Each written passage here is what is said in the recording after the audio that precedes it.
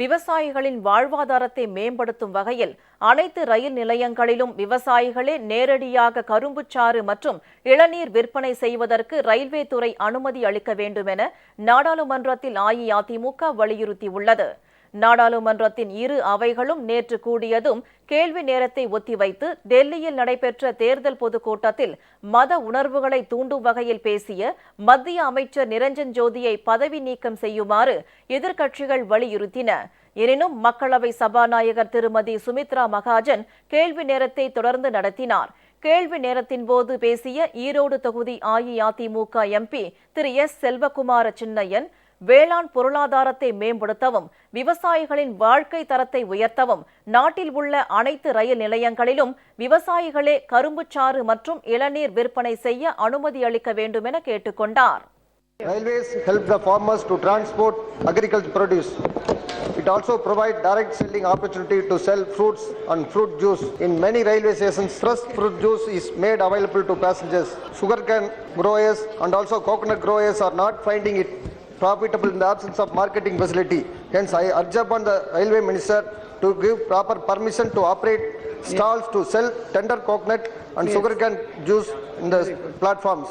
The government also may consider to give proper permission to the farmers to sell tender coconuts and sugarcane juices in the all railway stations all over country.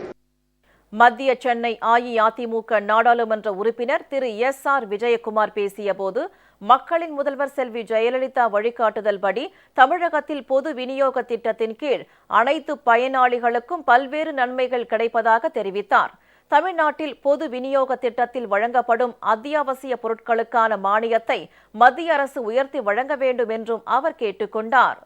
Tamil Nadu state has good governance, education allowance, maternity benefits such as pensions, social security are directly paid to the beneficiaries through bank account. At the same time, for the goods offered under the public distribution system, including kerosene and fertilizers, the amount of grant provided under subsidies being paid to Tamil Nadu is not adequate. சென்னையிலிருந்து விருதாச்சலம், சேலம் வழியாக கோவைக்கு பகல் நேர விரைவு ரயில் இயக்கப்பட வேண்டும் என்று தெரிவித்த கள்ளக்குறிச்சி தொகுதி அஇஅதிமுக உறுப்பினர் டாக்டர் காமராஜ், சேலத்திலிருந்து புதுச்சேரிக்கு விருதாச்சலம் வழியே பயணிகள் ரயில் இயக்க வேண்டும் எனவும் கேட்டுக் கொண்டார். I request the Honorable Railway Minister to introduce a new diesel multiple electric unit demo train service between Salem and Puducherry via Virudhachalam to each in the morning and the evening. At present, there is only one train between Chennai Egmore to Salem via Virudhachalam, and that too in the night only. Passengers who want to travel during the daytime find it very difficult.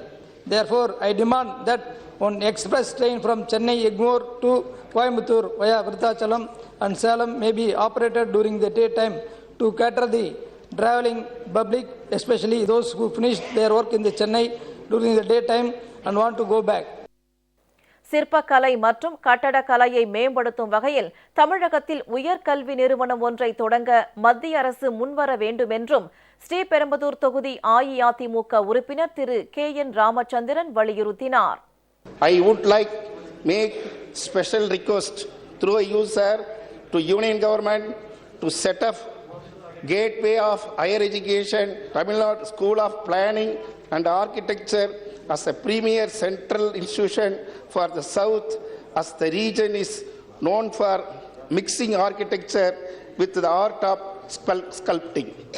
இதனிடையே மாநிலங்களவையில் எதிர்க்கட்சி உறுப்பினர்கள் அனைவரும் மாநிலங்களவை துணைத் தலைவர் இருக்கையை முற்றுகையிட்டு மத உணர்வுகளை தூண்டும் வகையில் பேசிய மத்திய அமைச்சர் நிரஞ்சன் ஜோதியை பதவி நீக்கம் செய்யுமாறு வலியுறுத்தி முழக்கங்கள் எழுப்பினர். இதற்கு எதிர்ப்பு தெரிவித்து பாரதிய ஜனதா எம்பிக்கள் குரல் எழுப்பியதால் மாநிலங்களவையில் தொடர்ந்து அமளி நிலவியது.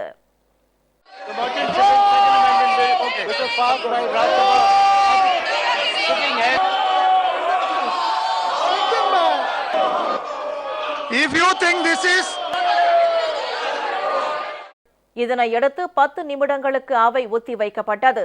மீண்டும் அவை கூடிய போதும் இதே பிரச்சனையை எதிர்க்கட்சி உறுப்பினர்கள் தொடர்ந்து எழுப்பி அமளியில் ஈடுபட்டதால் மாநிலங்களவை நாள் முழுவதும் ஒத்திவைக்கப்பட்டது.